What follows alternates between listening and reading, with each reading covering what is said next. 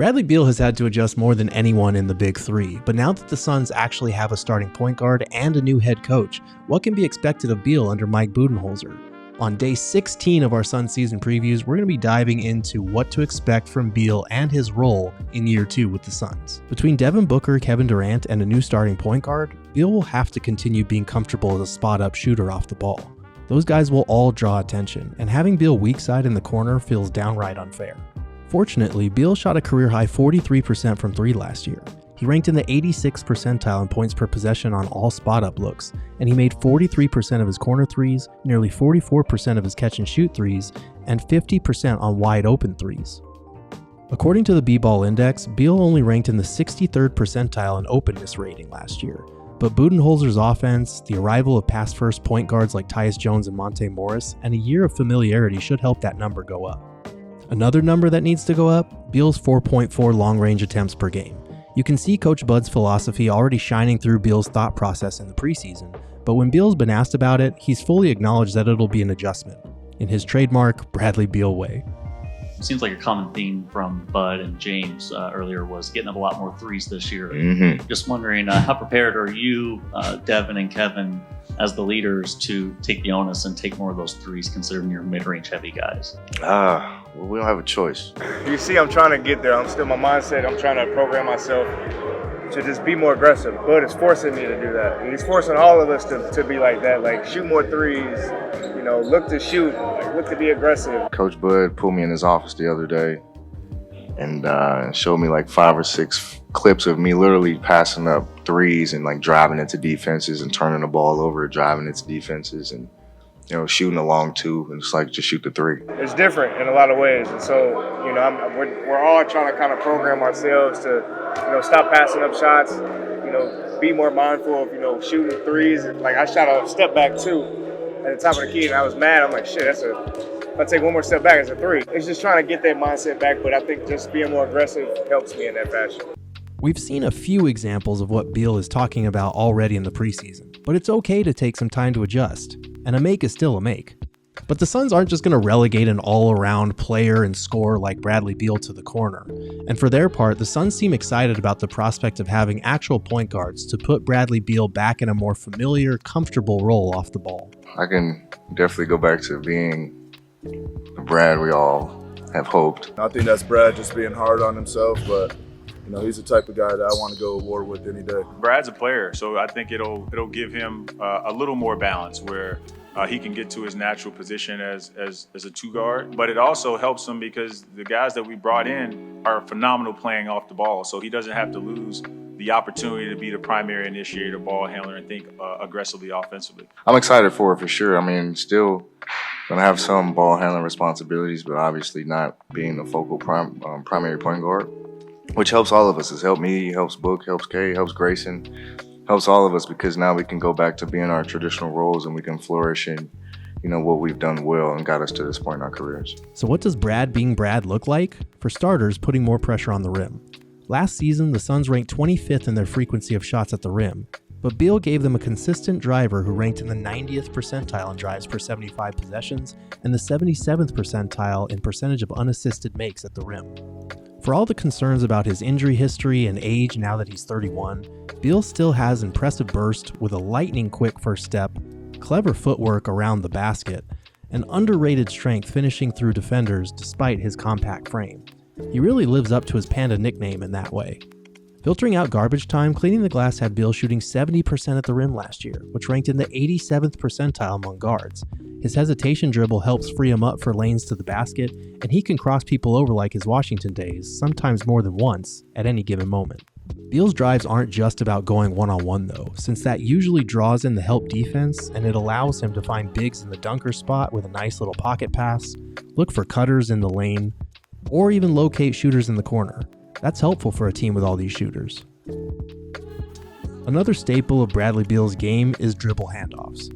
Beal said he lived off those in Washington, and he's ranked in the 96th percentile in points per possession off those DHOs in each of the last 2 seasons. Once again, these can also draw in extra defenders, which will lead to weak side 3-pointers. But one of Bradley Beal's most useful attributes, the guy is an exceptional cutter. In Washington, Beal was constantly moving off the ball. Over his last 4 years with the Wizards, Beal ranked in the 89th, 89th, 99th, and 93rd percentile in movement points per 100 possessions. But we didn't see this guy as much in Phoenix, as he plummeted to the 59th percentile in that category last year. Where was this guy? We missed this guy. That may have been a product of how he was used, and Beal can still help in this area. Beal had placed in the 85th percentile in points per possession off cuts for 3 straight years until he arrived in Phoenix, when he dropped to the 45th percentile. The same was true for off-screen possessions, as Beal went from being in the 97th percentile or better in that category for 4 straight years in Washington to just the 78th percentile here in Phoenix. With capable passers surrounding him like Jusuf Nurkic, Mason Plumlee, and even rookie Oso Ighodaro, not to mention actual point guards in a full-space court with a bunch of three-point shooters, the Suns should be able to tap into Beal's intuitive, athletic cutting to get him some easy ones around the basket. I think his speed is unique, like his movement, left, right, like stop and go. I don't think there's a player in the league like that, like especially even youngers when they come in, like I don't see the breaks like that. Like I think the skates, whatever you want to call it. It's just athletic ability, man. He's super fast. Brad is just so athletic, and you know, I think when guys kind of apply their athleticism away from the ball and off the ball in smart ways, it can be really hard to guard. He can be hard to guard. So, you know, hopefully we can put him in some environments and some situations to take advantage of that, and then he just reads the game and does it naturally. The spacing that Bud brought to our team will be huge. You know, just open fives, like spread the floor, and I think they're gonna have much more room. I mean, that's just playing off the ball more, you know, and I think the way Bud wants to play in with space, kind of a 5-out approach at times, like, you know, and we have no choice but to, somebody's got to cut, you know, somebody's got to go back door. But that opens the lane for driving lanes, for those cuts, for those opportunities. So it's definitely something to thrive in. One area the Suns will probably tap into more often is Beal's ability to set screens and attack as the roller. Beal has no problem catching it in the short roll and going up with a wide open midi when he has the space to do so, but he can also use his quick decision making to kick it to the open man on the perimeter whenever the defense rotates over. The Suns really didn't lean into these types of inverted pick and rolls where the guard operates as a screener enough last year, but the Wizards did it a lot during Beal's last year in Washington. He set 7 ball screens per game that season, and it's a skill that Beal has that can put defenders into automatic disadvantages or mismatches when he screens for KD or for Book. Thankfully, it sounds like Budenholzer wants to lean into that for both Beal and Grayson Allen.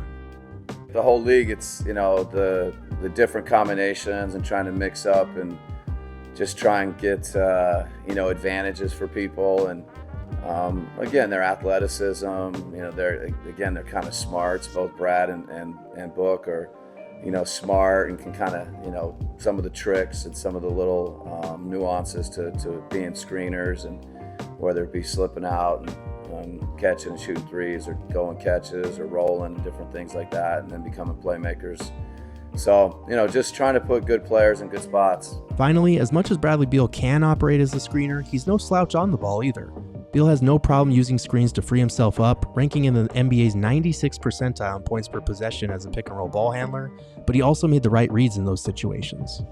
Beal is patient in probing the defense before finding open shooters in the corner, or even slowly weaving his way through the lane, just waiting for something to open up.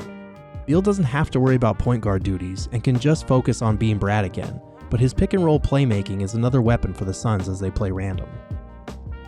Hopefully, all of this lends itself to a more comfortable role for Bradley Beal in year 2 with the Suns. The mid-range attempts will come down, he'll still have to sacrifice the most out of the big 3, and his role has the biggest question marks around it behind KD and Book. But there's no question an empowered Bradley Beal makes the Suns dangerous. And while he'll need to adjust as the third member of a big 3, his shot making, driving, screening, and well-rounded bucket getting could help get Brad back to his usual, happy, go ahead and dance on himself. Thanks for watching today's Suns season preview. Be sure to like this video, subscribe to PHNX Sports on YouTube, listen to the PHNX Suns podcast 5 days a week, go check out my written work over at gophnx.com, and check back right here tomorrow for our final season preview, you guys. It's Devin Booker time.